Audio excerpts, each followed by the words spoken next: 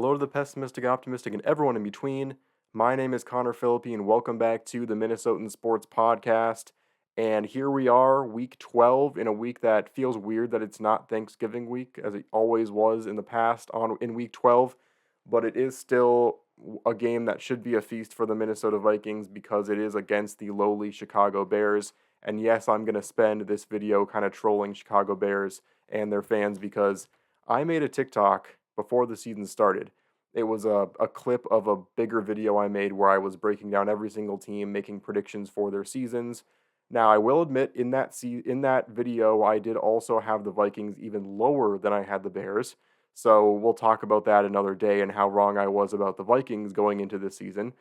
But what made everyone upset was that I had the Bears as low as I did. I said that they were going to be a 6 to 7 win team this season, and everyone was kind of talking about in the comments about how I was this biased Vikings fan, about how but the Bears, they have Keenan Allen, they have Roma Dunze, and they have DJ Moore, and they have this dynamic offense now, and Caleb Williams is going to be the future.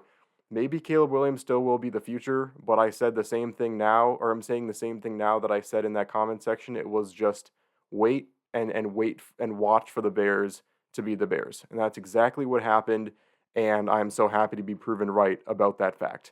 And the Bears now sitting at 4-6 after getting off to a pretty good start, and then actually playing some teams that weren't absolute trash, and finally, everyone's starting to see them for who they are. And so the Bears are now below 500 after a heartbreaking loss to the Packers last week, and now it's the Vikings' turn. So going into this matchup, before we break down, the keys to the game and everything like that, we'll go over the standings and what's at stake for both of these two teams going into this matchup. The Minnesota Vikings currently sitting in second in the NFC North. They are 8-2.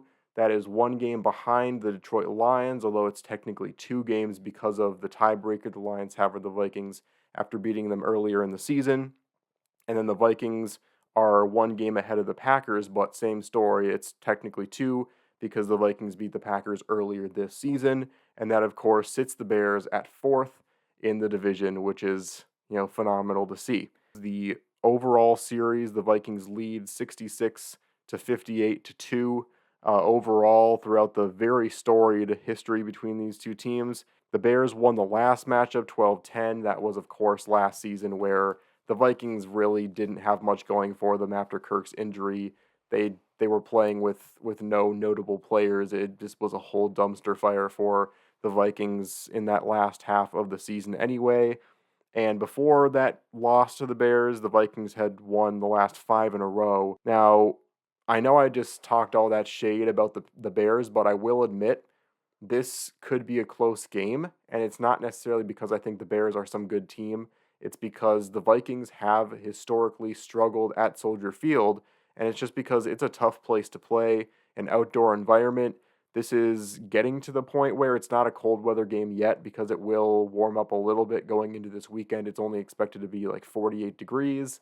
So it won't be too cold, but still that outdoor setting and in a slightly colder environment, getting into that cold weather, not to mention, I will admit this is a very rowdy, group of fans, although their will to live gets a little bit lower and lower every single time, the Vikings play them. But I will admit Soldier Field is a very tough place to play. And so the Vikings could be undefeated, the Bears could be a 1 or 2 win team, and it would still be a tough place to play. And so that will always be a major factor for a game like this. But we get here into the keys to the game, and the number one, after watching the game I watched last week against the Packers, I have to give a little side note that I went to Buffalo Wild Wings. For those of you who don't know, I live now in Wisconsin. I have a job with a baseball team here in the center of Wisconsin.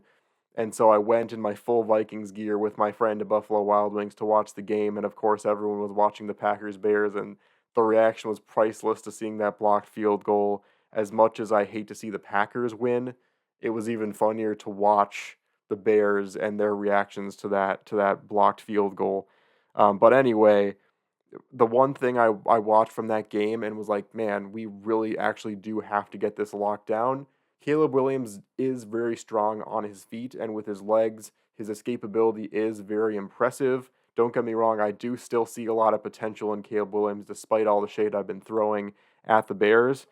So the important thing is when the Vikings get quarterbacks uncomfortable and when they get quarterbacks to force throws, that is when they get their bread and butter because the Minnesota Vikings feed off of turnovers. And again, I think the Lions game this season is the only game in the O'Connell era so far that the Vikings have won or broken even in the turnover battle and still lost. Any other game where they've tied the turnover battle or won it, they've won the game. And so I certainly think that the Vikings can break even here at least and win this game.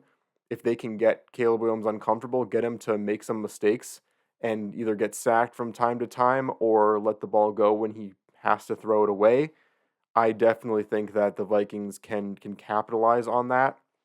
But if they allow Caleb Williams to have too much time in the pocket and run for first downs, that's where the Vikings could have long developing drives against them and keep their defense on the field, and it's something you never want to do. So I do think that that's going to be a major key to this game is Caleb Williams is going to have to do it on his own and overcome some of those offensive line struggles and overcome this Brian Flores defense. He's going to have to run for it himself in certain moments, and that's going to be a big key for the Bears in this game. Second of all, we have to limit big chunk plays from DeAndre Swift. I saw that in certain cases in the Packer game as well. DeAndre Swift did not put up great numbers these last few weeks, but he does have those big breakout runs that ignite and spark this offense.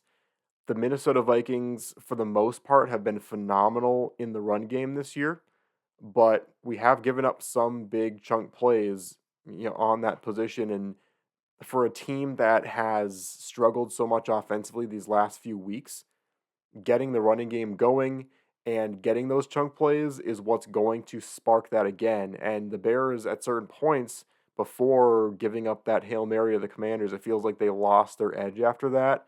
But before that, their offense did have a lot going and they did have a lot to show for themselves. And we can't let that start to fester again because it did kind of start to ignite again against the Packers. We need to find a way to quell that. And a lot of that, again, is getting Caleb Williams uncomfortable. But part of it is also stonewalling this run game early and not allowing DeAndre Swift to change this game. DeAndre Swift cannot be the story of this game if the Vikings are going to win it. Next up, we can't give the Bears any momentum on defense either. This is something that we've known these last few weeks. Sam Darnold can make or break this team, and all Darnold needs to make this team what it has been and make it special and get that offensive drive back that we've been missing these last few weeks is be smart and get the ball to the playmakers. I mean, that is what we've seen. We're having a very Case Keenum-esque year this year where Case Keenum did not have to be a superstar quarterback because he had an amazing defense, a decent offensive line, and tremendous playmakers around him.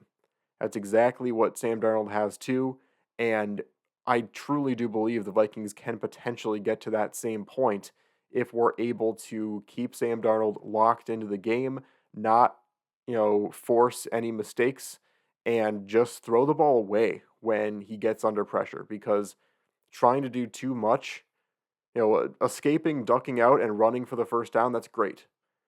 But we've seen too many situations where Sam Darnold forces throws and gives up interceptions. We saw that a couple weeks ago and the week before that as well. And B, we've seen him try to run backwards to escape pressure. And we've seen a lot of situations that were on the borderline of field goal range turn into fourth downs near the 45-yard line. And that just cannot happen. We need to make sure that those long 7 to 10 yard sacks are at a minimum or stopped completely because that has almost tanked us at multiple points in these last couple of weeks. And on top of that, again, the Vikings just need to break even in the turnover battle. Sam Darnold just cannot contribute to that. And the Vikings should have a pretty good chance against the Chicago Bears. The prediction for me is that this continues to be another low-scoring game for the Vikings. As much as I want that to be the case, as much as I want for Sam Darnold to have a more of a breakout game and get the ball more to his playmakers. I do think this is going to be another game where we're going to have to rely on our defense. But I think that not only will we rely on our defense in this game, I see this as being a big Aaron Jones game. I think that in a low scoring game, Aaron Jones is going to get his yards. I think he's going to break over 100 yards in this game for one of the very few times he's done that this year so far. I do see Cam Akers getting some involvement as well, and I see those two punching in some touchdowns. And my prediction is a 2017 win for the Minnesota Vikings in another close, gritty game. I think that the majority of those points will be scored in the second half, and it'll be kind of a low start or slow start and a kind of a lull in these first stages of the game. But I do think the Vikings will eventually get the job done and stick out the win and improve to 9-2 on the season. But you never can tell at Soldier Field, despite all the things I've thrown at the Bears in this video. It's going to be a tough one. It's going to be tough to be in that environment for the Vikings.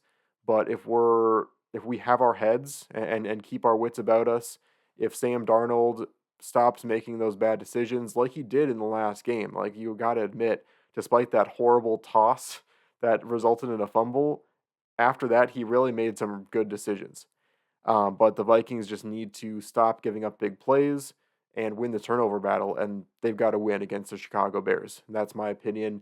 Let me know what you think in the comments. Again, I want to see the Vikings beat up on the Bears so that they can continue that narrative and I can continue to be proven right about what I said in the preseason.